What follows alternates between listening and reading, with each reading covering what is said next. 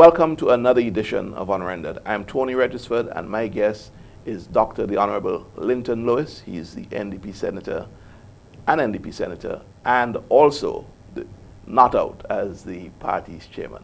Dr. Lewis, welcome to the studios of IKTV yet again. Welcome to the Unrendered program.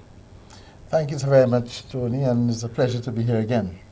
Very good. Now, you survived just the challenge from Daniel Cummins as party chairman. That was at your convention last Sunday, and I think it was a tied, it was a tied result. You received 135 votes, and Daniel Cummins received 135 votes. That's a tantamount finish, Dr. Lewis. Well, it appears that way, but I didn't think of it in that way at all. How did you think? That the people, the 135 persons who genuinely voted for me, wanted me to be chairman of the party. And I looked at it from a positive perspective. They wanted me to remain there. 135 people also genuinely voted for Daniel Cummins. Is that not a fact? Well, the fact is this, is that when you are the chairman of any institution or party, and you've been challenged by someone, essentially, not to be able to beat that person, to my mind, is of significance. And those 135 persons who said, well, listen, we are satisfied with him as chairman. I think that we really need to look at them and to think that, well, they know exactly who they have as chairman. I want to commend them. I want to thank them, extend my sincere gratitude to them for going out there and actually supported me, even though for the most part I did not spend time speaking to them or campaigning personally for their support. You didn't campaign? No, I did not personally campaign. Was the Honorable Daniel Cummins, was he engaged in a campaign? I don't know. You don't know? No. Because this is a closed session, and yes. you know, I was at the convention, but yes. clearly not allowed into the closed session. How are these things conducted, really? How are these elections conducted?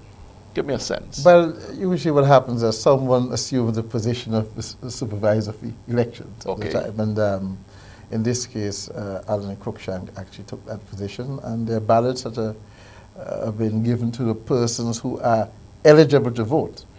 And eligibility depends on the provisions in the Constitution. You have to be a financial member, and you have to be someone who in the Constitution actually is eligible to vote. Were you satisfied that all the votes that were cast in that election were from eligible voters?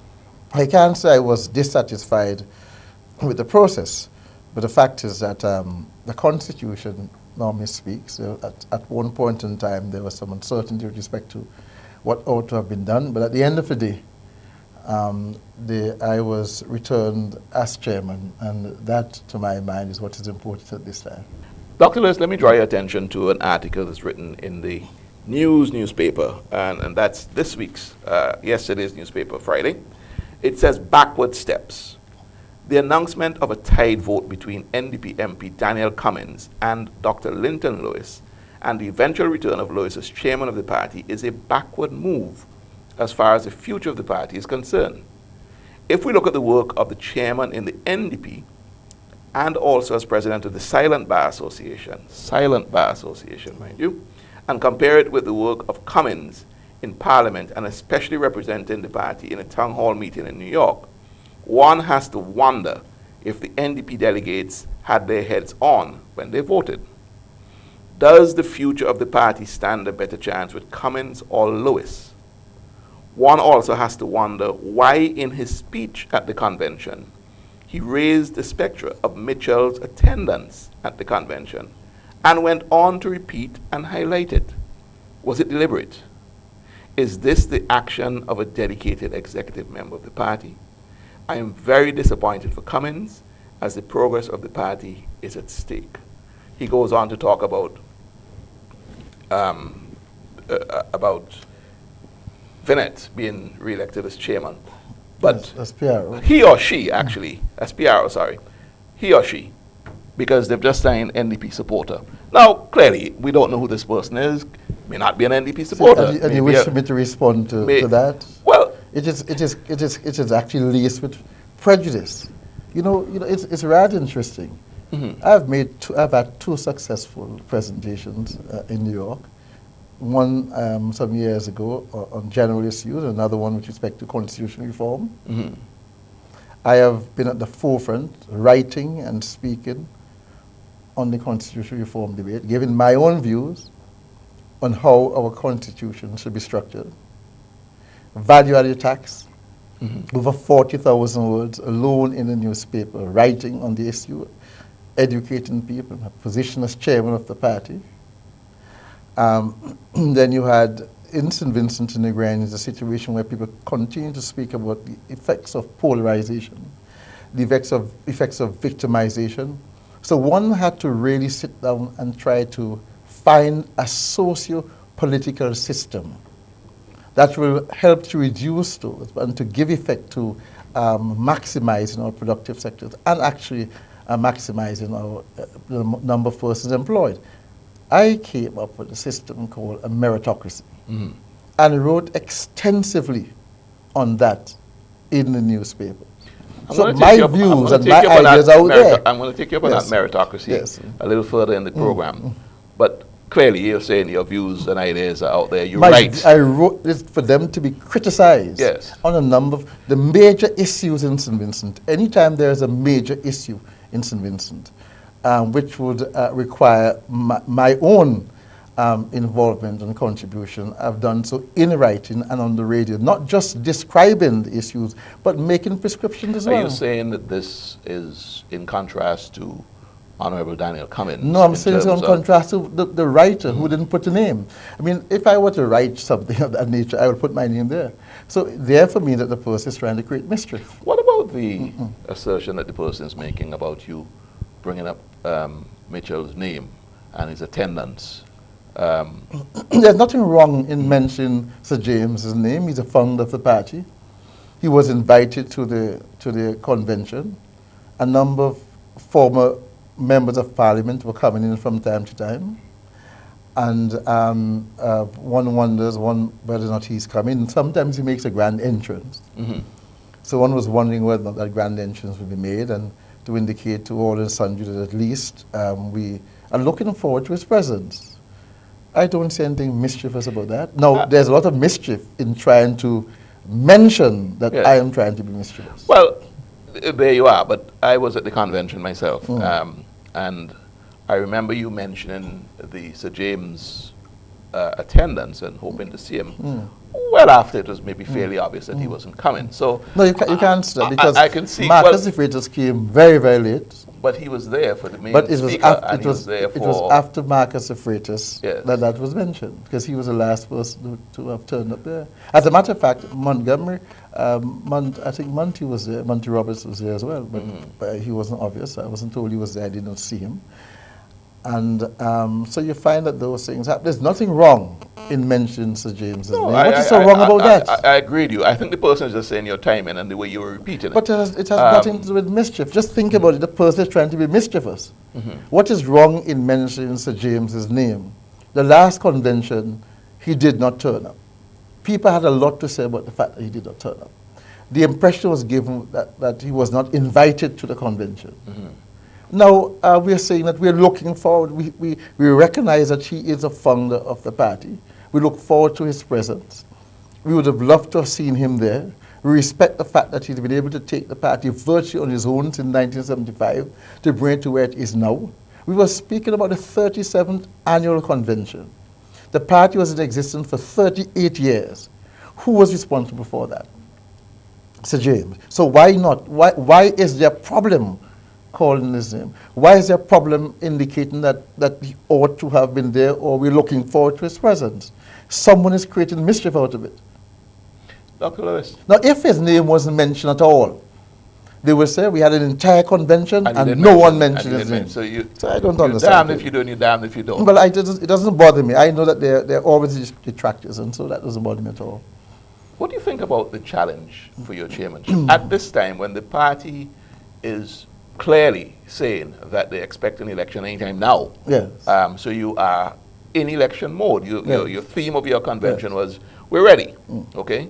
one would get the impression that if that was the case, you're ready, you're in close proximity to an election, why rock the boat and challenge for the chairman? There are two. There's a negative and there's a positive that actually arose out of the challenge. Firstly, we're a Democratic Party. That's clear. Yes, and there is a right for someone to challenge under the Constitution. Now, people differ. Now, I would not have done it. You know, I remember some years ago, a suggestion was made to me to challenge Jerry Scott for the chairman of the party. Right. And I did not even consider it. It was never in my contemplation. I would not have done it. Why? Why? Was the timing wrong? No, I would not have done it. I didn't think it was proper for me to do so. It had nothing to do with timing. It had to do with the fact that I recognized that Mr. Scott at the time was there. He gave yeoman service to the party. He's a wonderful person. In addition to that, he would help to take the party forward in his position as chairman of the party. It was not proper, appropriate, or necessary for me to have done so. So are you saying that perhaps if the shoe was on the other foot in the convention that's just gone, you would not have raised a challenge to that? No, I'd never have done that. It would never have come close to my contemplation. I'll give you a story about that. And some people tend to think that people are, what do you call, power hungry. I remember there was once a time when I was asked to challenge Lennox John, who was the president of the Cricket Association. I was at that time the first vice president of the Cricket Association. And most of the clubs wanted that to happen, were behind me for it to happen. Lennox John at the time recognized that he was going to lose that election, called me into the pavilion and said that you know, he had just a few more years, 2 more years to go if I can give him the opportunity to go a further 2 years. I agreed with him and went back to the disgust of those who were present and said, listen, I don't think it is proper for me to stand against him at this time. You know, I have never thought of myself in that way. The same thing happened on the 22nd of July this year with the Caribbean Court of Justice Trust Fund, the elections. My colleagues were behind me. You had Christian Sahadio, who was a former member of Parliament, of Minister of Finance in Trinidad, who is now lecturer at the University of the West Indies, CARICOM representative Oswald Band, a number of other persons in the other Caribbean islands, who thought that I should go forward to be chairman, who think that I have the ability and the contribution that I've been making at the meetings, that I was the most appropriate person at that time to be chairman. I said no. And I said no, and they continued to push. I went forward and I won the elections. I became chairman. The sake of the Caribbean Court of Justice Trust Fund. The same thing happened with the president of the bar. When 2 members of the bar called me and said, listen, we want you to stand for election. We think that you're the only person right now who we feel will be able to win that election. I said no. I called my brother at the time, Storky John, and I had a discussion with him about it. I said no. Up to the morning of the election, I said no. And I was convinced after that I should stand. And I won. So it is not to say that I push myself and project myself to be in those positions. I've always been asked to stand for positions. Now, the other issue is this, is that there was no one there being challenged. Kay Backus Brown at the time, she was not interested anymore. At the Caribbean Court of Justice Trust Fund, I came up against someone called Jerry Brooks. Once I was nominated, Dr. Roland Bertrand decided to step down. So the point is you felt that the proper thing was done. What you did was proper at that time. But let's get back. People differ. Fair enough. Let's get back to the challenge that was waged against you. Because I'm sensing that maybe you are not happy that you were challenged. No, I'm saying that people differ. Yes. You asked me if I would have, and I said that I would not have. And that does not mean that there's anything wrong with someone doing so, but I would not have done that. Okay, we're at the end of this segment. When I come back, I want us to look at a little bit more challenge and see how it is the hierarchy of the party, or the delegates in the hierarchy, may feel about you as chairman, and let's extrapolate that to what they feel is about you as a candidate in East St. George for the upcoming election when we come back from the break. You're watching Unrendered on IKTV. My guest is the Honorable Linton Lewis. More when we come back.